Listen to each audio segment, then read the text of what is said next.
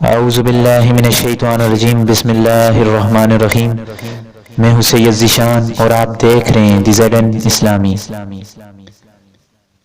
حاضرین اکرام، آج میرا ٹاپک نبی کریم صلی اللہ علیہ وآلہ وسلم کی ازواج مطہرات پر مبنی ہے، کیونکہ جوں ہمارا دور ترقی یافتہ ہوتا جا رہا ہے اور ٹیکنالوجی نے ہمیں گھیر رکھا ہے، اس کے باوجود ہم ٹیکنالوجی کا غلط استعمال کرنے میں مشغول ہیں اور اس ٹیکنالوجی سے فائدہ اٹھا کر ہم اپنے اسلامی معاملات کو جاننے سے قاصر ہیں، اور یہی اس کا نتیجہ ہے کہ آج ہماری نئی جنریشن کو نبی کریم صلی اللہ علیہ وآلہ وسلم کی ازواج مطہرات کے نام بھی نہیں آتے، اور بڑے ہی افسوس سے یہ کہنا پڑ رہا ہے کہ کچھ کو تو یہ بھی نہیں معلوم کہ نبی کریم صلی اللہ علیہ وآلہ وسلم کی ازواج مطہرات ہیں کتنی۔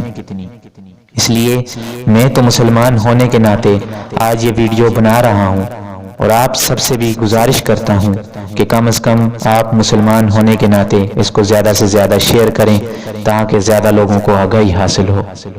کچھ لوگ تو ابھی تک میری یہ ویڈیو بند کر چکے ہوں گے، اور جو دیکھ رہے ہیں ان کو سب سے پہلے ربیع الاول کا مہینہ مبارک ہو۔ تو اس سے پہلے کہ اب آپ بھی بند کر دیں تو چلتے ہیں اپنی ویڈیو کی جانب۔ حضرین اکرام، نبی کریم صلی اللہ علیہ وآلہ وسلم کی وہ ازواج محترات جن پر تمام اہل علم کا اتفاق ہے وہ 11 تھیں، جن میں سے 6 کا تعلق قبیلہ قریش سے تھا۔ ان کے اسماء گرامی مدرجہ ذیل ہیں، جن میں سر فہرست سیدہ خدیجہ الکبریٰ رضی اللہ عنہ تھیں، اس کے بعد سیدہ عائشہ صدیقہ رضی اللہ عنہ تھی، تیسرے نمبر پر سیدہ حفصہ رضی اللہ عنہ تھی، چوتھے نمبر پر سیدہ ام حبیبہ رضی اللہ عنہ تھی، پانچویں پر سیدہ بنت زمہ رضی اللہ عنہ تھی، چھٹے پر سیدہ ام سلمہ رضی اللہ عنہ تھی۔